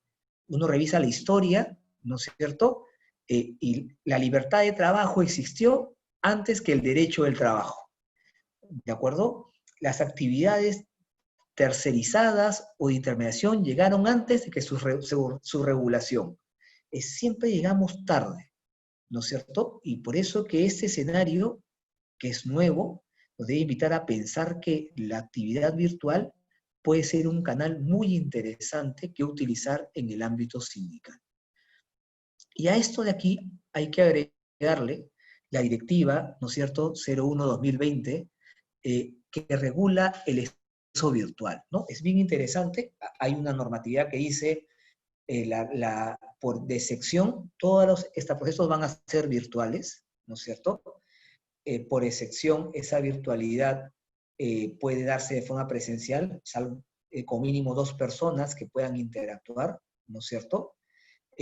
Pero se convoca a nivel nacional, en caso un sindicato tenga afiliados a nivel nacional o a nivel regional, en caso sea algo contrario, ¿no es cierto?, de una solicitud, hay que pedir el correo del empleador o el sindicato, porque selectiva se posibilita para ambos actores sociales. Hay una convocatoria en 5 días y hay reuniones virtuales, ¿no? En Meet. Y es bien interesante porque eso puede ser la antesala de este sistema de relaciones laborales virtuales que no está muy lejano, ¿no? Si a mí me preguntaban el año pasado sobre la posibilidad de negociar virtualmente en el país un convenio colectivo, yo hubiera dicho que eso quizás lo iba a vivir en unos 5, 7, 8 años, ¿no? Y este año ya ha habido experiencias de negociaciones colectivas virtuales, ¿no es cierto? Claro, y eso en realidad es producto de algo que no hemos querido, pero que era algo que iba a ocurrir tarde o temprano.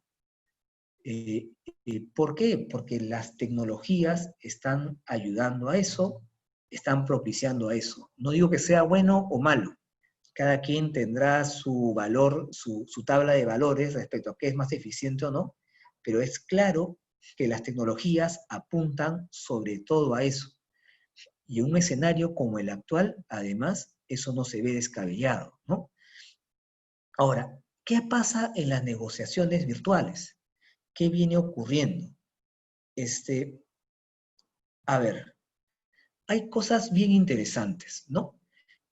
Negociar virtualmente es totalmente distinto a negociar presencialmente, ¿no?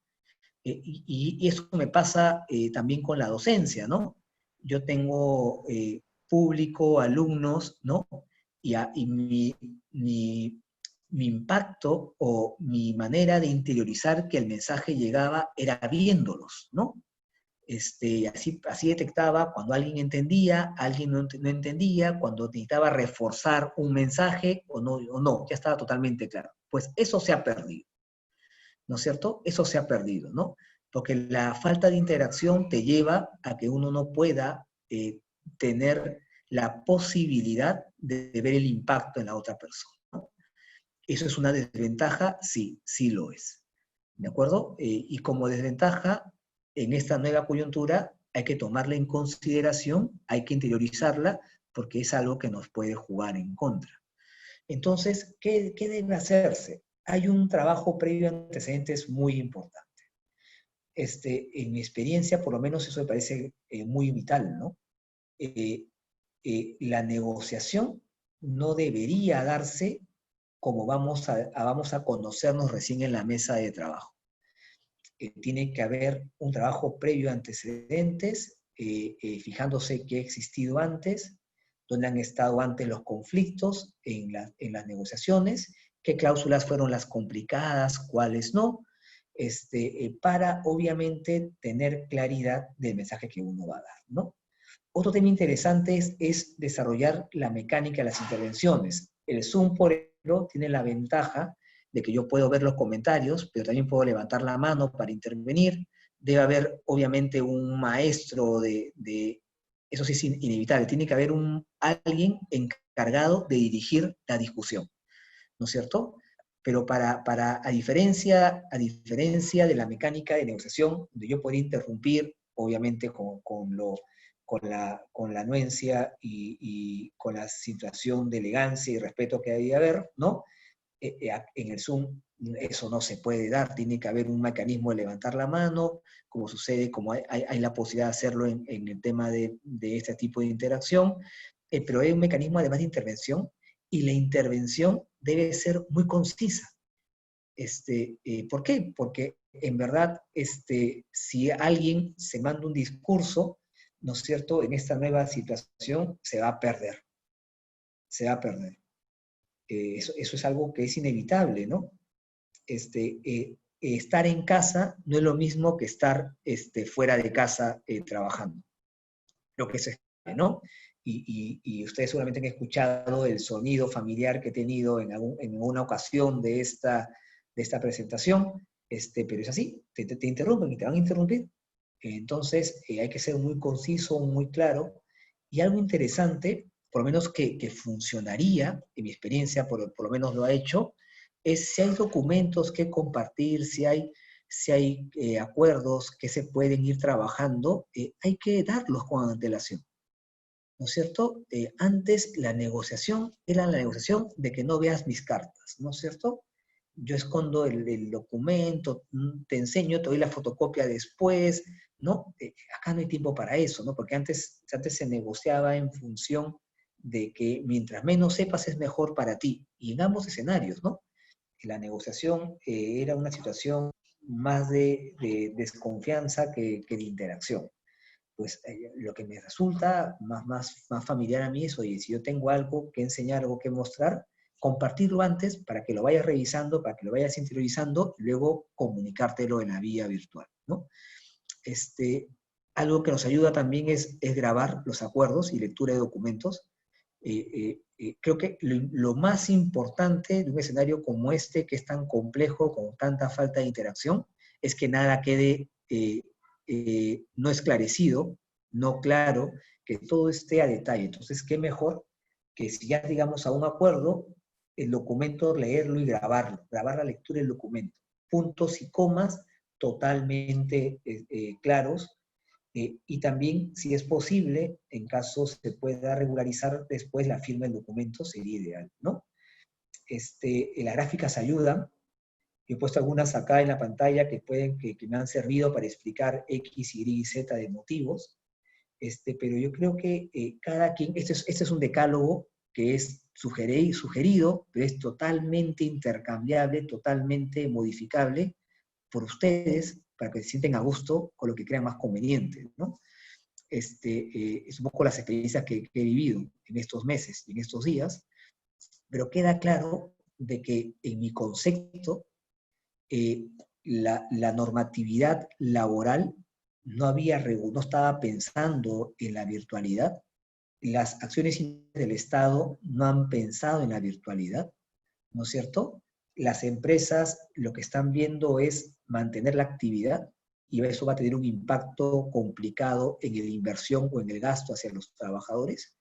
Y los sindicatos lo que tienen que hacer, desde el punto de vista de libertad sindical, es volver al origen y pensar para qué se encuentran y tomar las situaciones de virtualidad como un reto para negociar, ¿no es cierto? Ya no podemos, creo yo, pensar que el escenario no ha cambiado, cambio para mal y a un costo muy complejo en la vida y muerte de algunas personas, pero es el escenario actual y eso hay que acomodarnos, ¿no? En laboral, quien no se adapta no tiene un buen final, ¿no? Y creo que es importante, ¿no? Hay que identificar aquellos escenarios desde el punto de vista sindical, tanto para empleadores o trabajadores, donde sea indispensable la actividad virtual. Eso hay que tenerlo en claro. Ya no es posible, por ejemplo, oye, quiero una reunión en estado de emergencia presencial, no se puede dar ese tipo de casos, ¿no es cierto? Sobre todo en el rebrote que estamos viviendo, hay que utilizar las herramientas virtuales. Hay que generar conciencia de urgencia. Es algo muy importante, ¿no? No podemos ver que se puede negociar en una situación normal de meses, semanas, en una situación como esta, ¿no? Creo que el sentido de urgencia acá es muy importante, ¿de acuerdo? Y además tener el plan B, ¿no? El plan B es también muy importante porque probablemente las cosas no salgan como estamos pensando, como uno cree que van a salir, y hay que tener un plan B necesario para aplicar a cada caso concreto, ¿no?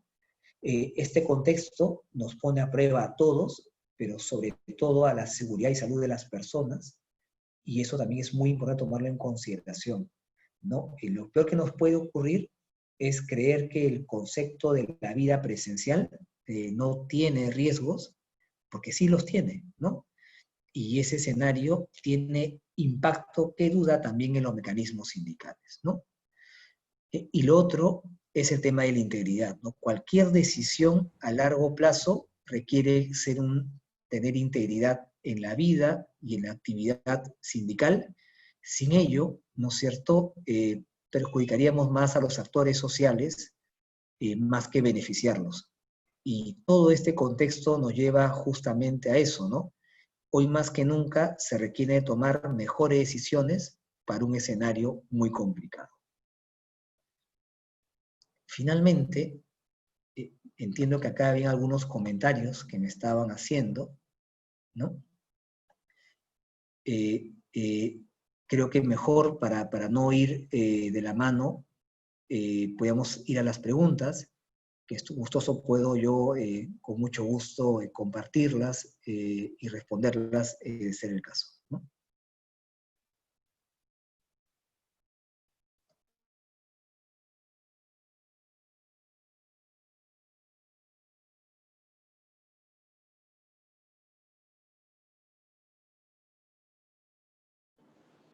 Gracias, doctor.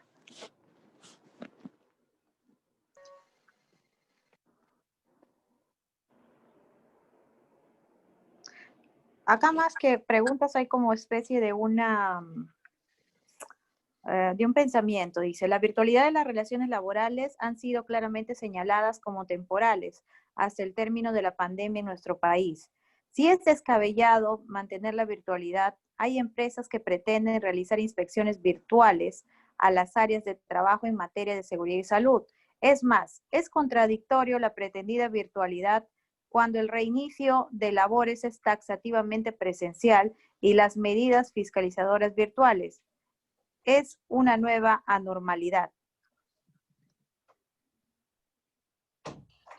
Sí, a ver, ahí hay dos temas bien interesantes en la reflexión, ¿no? Primero, ¿la virtualidad es temporal? Sí. ¿No? Sí, legalmente es temporal, ¿no? Si me piden mi opinión, ¿va a ser temporal en la realidad? Yo creo que no, ¿no? Son cosas distintas, ¿no es cierto? Una cosa es que dice la ley dice que la virtualidad va a ser temporal, pero si uno hace una encuesta en las empresas y entidades públicas, la virtualidad no se ve sino hasta julio de 2021, ¿no? El ex premier ya había anunciado que el Estado iba a quedarse en remoto hasta el 2021, julio. Eso pensando que la vacuna estaría este año producida, empaquetada en enero o febrero y distribuida en mayo, junio en el país, ¿no es cierto? Eso ojalá sea así, y sería una bendición. Yo no puedo asegurarlo. Lo que sí puedo asegurar es que muchas actividades van a cambiar, ¿no? Y claro, ya no se ve como necesario tener edificios, oficinas, ni tampoco tan descabellados en un trabajo virtual. Yo creo que va a existir más trabajo virtual de que teníamos hoy en día, ¿no? Y eso puede tener impacto en las relaciones laborales, sin duda, ¿no? Habrán actividades donde el trabajo presencial sea todavía importante, la minería, la pesca, la industria, ¿no es cierto? Pero ojo que hay actividades de servicios también. La población económicamente activa en el país tiene un 40% en el servicio, más que en la actividad extractiva y productiva. Entonces, eso tiene un impacto importante, ¿no? Claro que sí. Sindicatos de comisionistas mercantiles, sindicatos de vendedores, por ejemplo, van a tener una realidad distinta a un sindicato, obviamente, de manufactura o de minería. Entonces, yo nunca sería tan categórico con lo que va a ocurrir, ¿no? Pero yo creo, por eso no es siendo categórico, creo que esto nos va a cambiar, pero nos va a cambiar con una aceleración que no podríamos nosotros pensar que iba a ocurrir, pero que en 15 años también iba a cambiar, ¿no? Toda la doctrina de recursos humanos había adelantado que el escenario virtual iba a ser más preponderante que el que existía en el siglo XX, inicio del siglo XXI, ¿no? Lo hemos adelantado prácticamente, ¿no? Y es correcto lo que se menciona en el comentario, también ahí concuerdo. Si el Estado ha señalado de que puede haber actividades presenciales, el correlato sería también la inspección presencial. Pero claramente ahí también hay un tema de salud y seguridad que hay que ver, ¿no? Ahí tendría que el Estado también tener todos los condicionamientos de salud y seguridad necesarios para que eso pueda darse, ¿no? Si eso no se da, y ahí los trabajadores son los principales fiscalizadores, habría una opción para que obviamente no exista ese escenario tal y como lo estamos presenciando, ¿no? Sí, eso sería mi reflexión. Acá hay otra pregunta, dice. No se comentó sobre un tema que está ocurriendo en materia colectiva. Están despidiendo dirigentes sindicales por ejercer su derecho de resistencia debido a que la empresa no cuenta con las medidas de prevención de riesgos de contagio de la COVID-19. ¿Qué nos puede decir sobre este tema? Bueno, sí se comentó, no con nombre y apellido, pero sí se comentó, porque eso es claramente un conflicto de aplicación, ¿no? Si se considera que hay un dirigente sindical despedido por resistirse, ¿no es cierto?, a trabajar de manera activa por el incumplimiento de normas de salud y seguridad en el trabajo, eso es lo que se llama un conflicto de aplicación, ¿de acuerdo? Y el conflicto de aplicación es cuando yo digo, la norma laboral aquí se está incumpliendo y por ese incumplimiento debería fiscalizarse o sancionarse al empleador correspondiente, ¿no? Y claramente eso es totalmente legítimo, ¿no? Si es que se encuentra con las pruebas que lo respalden. Ojo que algo muy interesante es el derecho de resistencia, ¿no? Y yo le decía a mis alumnos que el derecho de resistencia, que es el derecho que tienen los trabajadores de oponerse a las directivas de la empresa cuando se considera que hay un tema que puede vulnerar su salud y vida gravemente, ¿no es cierto? Es un escenario que no se había vivido jurisprudencialmente o de manera inspectiva hasta el día de hoy. No, eran pocos los casos. Porque claramente el derecho de resistencia es un derecho muy excepcional, ¿no? Es un derecho muy residual. No lo digo de manera peyorativa, lo digo de manera de estadística, ¿no? No suele ser un derecho muy profuso, pero un escenario en el cual pueda tener cabida es sin duda, ¿no? Porque claramente si un empleador incumple flagrantemente las normas de salud y seguridad y trata de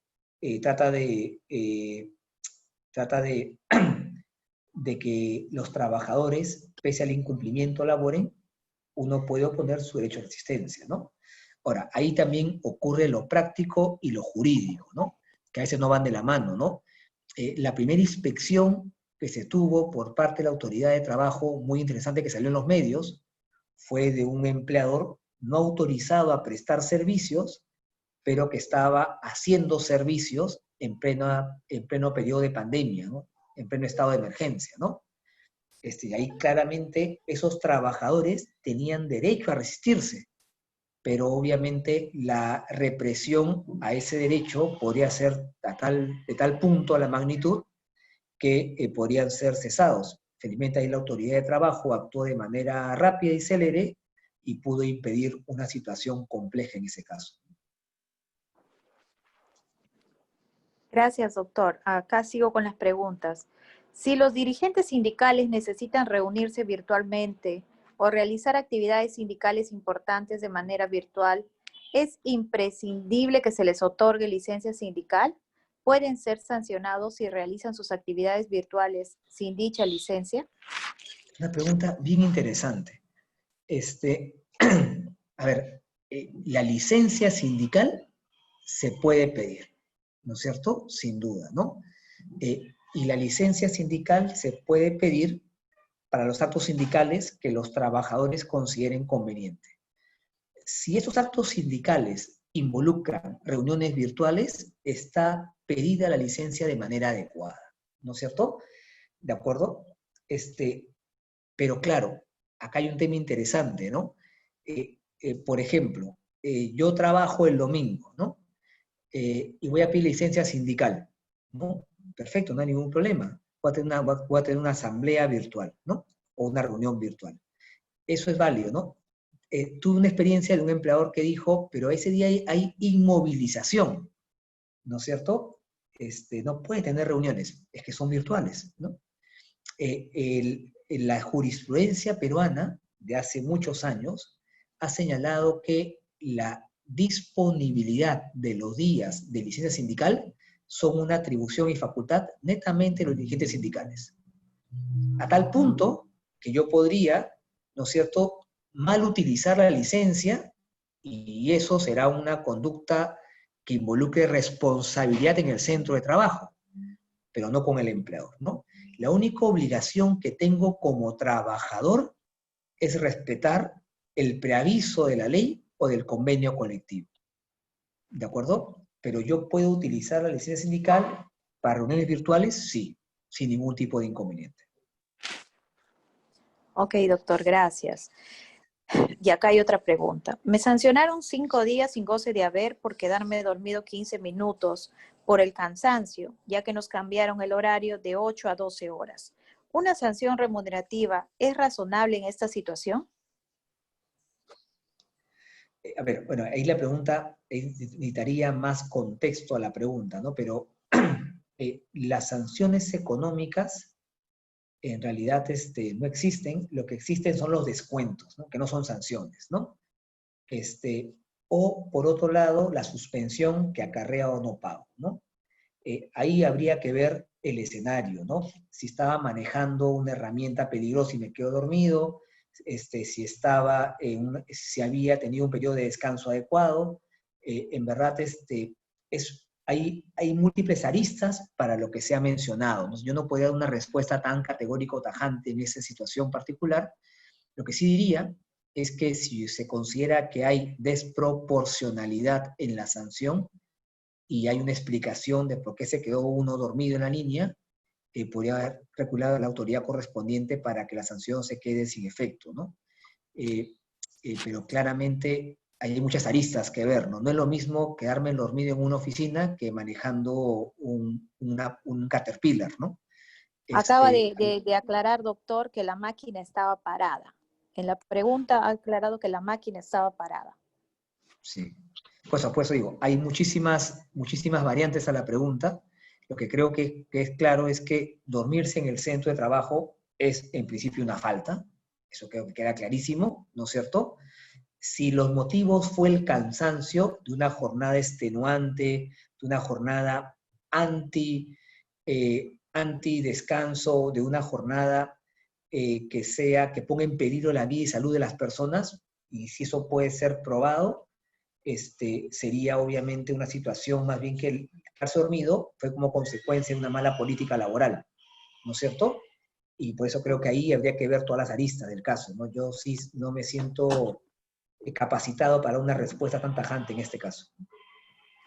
Doctor, ¿cuál sería su recomendación respecto a la vigencia del decreto de urgencia 014-2020 que restringe la negociación colectiva en el ámbito público? ¿Qué deberíamos hacer los sindicatos? Que ya en enero nos toca presentar el pliego. Perdóneme, justo una interrupción familiar. A ver, creo que ya ha sido clarísimo el Tribunal Constitucional en señalar que los límites permitidos a la negociación colectiva no pueden involucrar, obviamente, el tema económico de manera absoluta, ¿no? Y creo que eso es unánime en la doctrina, unánime en los procedimientos judiciales, y además este informe previo que nos piden hacer a los exárbitros retroactivo para el pasado tampoco creo que genera ningún tipo de incertidumbre jurídica. Yo creo que el escenario laboral colectivo público no va a cambiar, ¿no? ¿Y a qué me refiero con eso, no? De que va a haber una presentación de un pliego, va a haber por el lado de la entidad pública el conflicto frente a ese pliego, basado en las normas presupuestales, que tiene que cumplir, lamentablemente, si no el funcionario incurre en responsabilidad, y esto va a derivarse un arbitraje que nuevamente va a ser impugnado en la vía judicial, ¿no? Eso me parece que no va a cambiar, ¿no? Sería de mi parte ingenuo decir que eso va a cambiar, ¿no? Entonces, yo en verdad lo que esperaría es que las acciones judiciales que han planteado las centrales sindicales, que se están viendo en el TC ahorita, planteen que esta norma no coincide con los planteamientos del TC. Y que por eso la norma quede en desuso, ¿no? Pero creo que lamentablemente el camino de la negociación colectiva en la vía pública va a ser de largo tránsito, ¿no? No va a ser una situación muy fácil para nadie en este caso. Efectivamente, gracias, doctor. Otra pregunta. Doctor, los derechos otorgados a los trabajadores en materia laboral, a pesar de ser temporales, mantienen su principio de irrenunciabilidad. Por ejemplo, la licencia con goce de haber que posteriormente no podré compensar por razones de jubilación. A ver, la pregunta inicial es totalmente correcto. Por ejemplo, yo tengo derecho a licencia con goce de haber recuperable. ¿Eso es un derecho indisponible? Sí, sí lo es. O sea, tengo derecho a que me den licencia con goce recuperable, ¿no? Lo segundo es, ¿cómo recupero? Es un tema distinto. Porque ahí la norma lo que ha dicho es que las partes pactan. Entonces, ahí la renuncia de derechos es más sutil, ¿no? Porque hay plena disponibilidad por las partes, ¿no? Me explico. Yo, por ejemplo, tengo derecho, imaginemos, en el mes de mayo, a pedir licencia con goce recuperable, porque soy trabajador de riesgo, ¿de acuerdo? O porque soy trabajador que no puede hacer trabajo presencial ni trabajo remoto. Perfecto. El mes de mayo me lo pasé con licencia con goce recuperable. Eso de derecho no lo puedo renunciar. Es indisponible. Pero luego, post emergencia sanitaria, que es lo que la norma establece, ¿no es cierto? La forma de recuperar, ¿cómo se concreta? Por acuerdo de partes. Y ahí yo podré disponer vacaciones, gratificación legal, descuento de remuneración, descuento de días de trabajo, en fin. Entonces, la norma sí plantea en la ejecución de la recuperación lo que las partes pacten, y ahí total libertad, ¿no es cierto? El problema se suscita cuando alguien cesa antes de la recuperación, ¿no es cierto? Y ahí es el escenario complejo porque no está regulado, ¿no? Entonces, ahí hay dos opciones. O pensamos que la recuperación, o pensamos que el monto que te he dado a recuperar, ¿no es cierto? Se dispensa, se disculpa, o pensamos que esa recuperación hay que recuperarla y hay que descontarla, ¿no? Y ahí la ley no dice qué hacer, ¿de acuerdo? Si me piden mi opinión, yo creo que la recuperación o la compensación viene por ley, ¿no? La norma lo ha regulado, ¿no? Entonces, salvo la CTC que es intangible, no encuentro un obstáculo legal para que eso se descuente en la liquidación, ¿no? Pero entiendo, me parece razonable que es un escenario que no está contemplado en la ley claramente. Ok, doctor, gracias. Siguiente pregunta. ¿La grabación de las reuniones virtuales sin autorización de la contraparte constituiría mala fe de cara al arbitraje potestativo? Es una buena pregunta, ¿no? A ver, yo creo que primero la grabación no se puede utilizar, ¿de acuerdo? Yo no sé si grabarte sin decirte que te estoy grabando entorpece la negociación, que es lo que hace que un acto sea de mala fe. Lo que sí creo que es un acto que no tiene valor probatorio. Entonces, ante un tribunal arbitral, cuando se presente la grabación, donde una de las partes dijo, te firmo por 100, y está pidiendo en el arbitraje 300, ¿no es cierto? Lo que uno haría es, mira, esta prueba es una prueba defectuosa porque se hizo sin mi autorización. Entonces, no debe ser materia de probanza u objeto de prueba dentro del arbitraje. Yo creo que eso sería, ¿no? Más que mala fe. Porque la mala fe está orientado a actos que entorpezcan la negociación. Y yo entiendo que si esté grabado sin consentimiento, eso recién lo voy a saber cuando estoy yendo al arbitraje, no antes, ¿no es cierto? Salvo que se haya hecho conocido y eso obviamente entorpezca que siga teniendo reuniones, ¿no? Pero parece ser que el escenario más habitual sea que recién lo conozca en el arbitraje y yo pida que sea una prueba no tomada en cuenta por ilícita dentro de mi falta de consentimiento del arbitraje. Ok, muchas gracias, doctor. Le doy pase unos breves momentos. Víctor Gómez, el secretario de Defensa del sindicato, del SUIT SUNAFIL. Víctor, activa tu micro, por favor. O Cristian. Sí, Ruth. Primero, bueno, agradecer a todos los que nos han acompañado en las dos exposiciones tan importantes y agradecer especialmente al doctor Mauro Ugaz, es un gran amigo y conocedor mucho del derecho colectivo de trabajo.